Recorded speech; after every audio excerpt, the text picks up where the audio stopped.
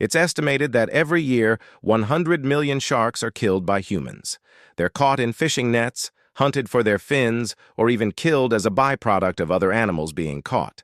But it's not always man who is the apex predator.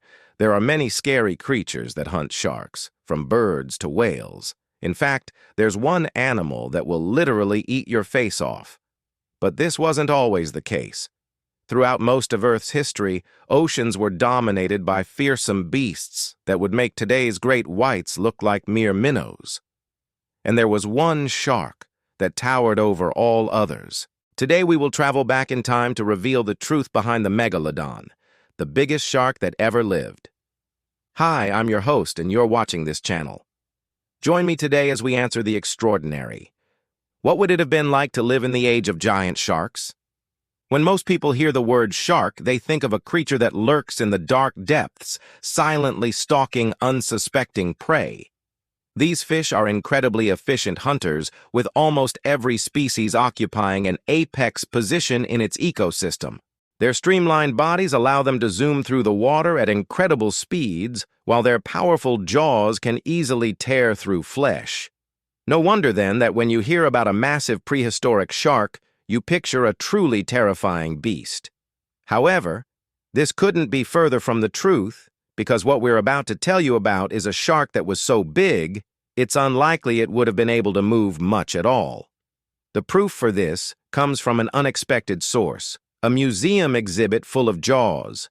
It's a jaw-dropping collection of some of the largest and smallest jaws from various species of ancient sharks.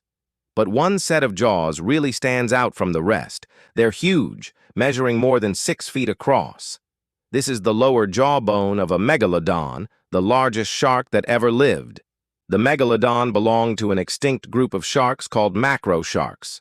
The name means big tooth, and these sharks were indeed equipped with gigantic serrated teeth capable of crushing bones. At their peak, around 23 million years ago, there were about 40 different types of macroscaphs swimming in the world's oceans, including the now familiar great white and tiger shark. But unlike their modern-day descendants, these monsters grew to absolutely gargantuan sizes. But just how big did they get?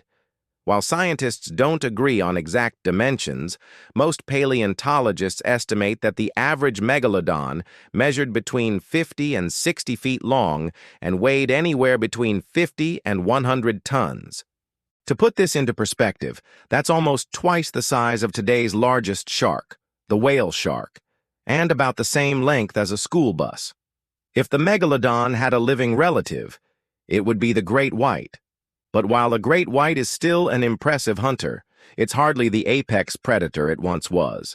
Today, great whites are kept at bay by killer whales who will happily steal their food and even attack them. Sometimes killer whales will intentionally beach themselves in shallow waters just to snatch a great white's dinner. But this probably wouldn't have happened in the age of the megalodon. That's because this enormous shark was likely too large to be bothered by such small fry.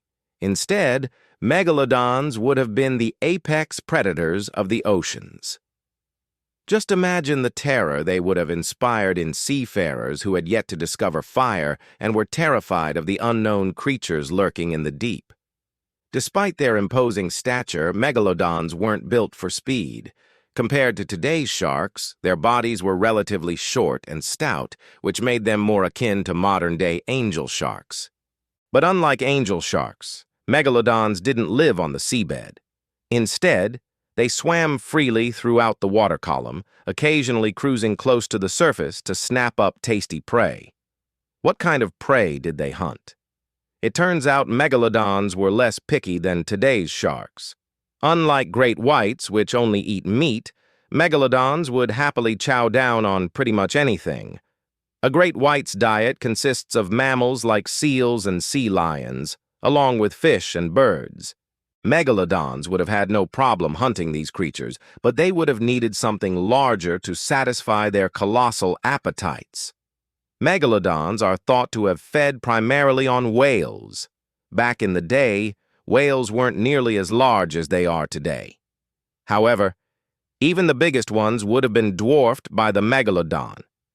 So where did they find enough food to sustain themselves? Well, that's a bit of a sticky wicket. You see, while the oceans may seem vast, they also contain very few places to hide. Whales could easily spot a megalodon approaching and flee to safety. In fact, even today, humpback whales will spy a great white more than half a mile away and will alter course to avoid it. For whales, this behavior is instinctive, passed down over millions of years of natural selection. But a humpback whale isn't exactly threatened by a great white, so it makes sense that they take evasive action against such a huge predator. Now, imagine being hunted by a shark twice as long as a school bus. That's why the megalodon needed a way to ambush its prey. Fortunately for them, they lived during the Miocene epoch, an era known for its abnormally high sea levels. Back then, coastal areas were underwater, providing the perfect hunting ground for the megalodon. Using their acute sense of smell, they could detect the presence of whales feasting on krill near the surface. Then it was simply a matter of diving down and snatching a mouthful before swimming to the surface again. But eating a whale wouldn't have been easy, not even for a hungry megalodon. Even the smallest whales measure between 20 and 30 feet long, so a single bite wouldn't be enough to take them down. Instead, the megalodon would have had to open its mouth really wide and gulp down as much of the whale as it could. Then it would repeat this process until its meal was finished. Scientists estimate that a megalodon needed to eat 2,500 pounds of meat per day to survive, and given that whales typically weigh about 40 tons, each megalodon could eat almost an entire one every 2 days. When you think about it that way, the oceans wouldn't have been such a dangerous place to swim. After all, a single megalodon could hunt and kill a whale all by itself, something that even today's orcas struggle to do. But unfortunately, the megalodon never got a chance to use its skills against today's whales. Around 3.6 million years ago, it went extinct.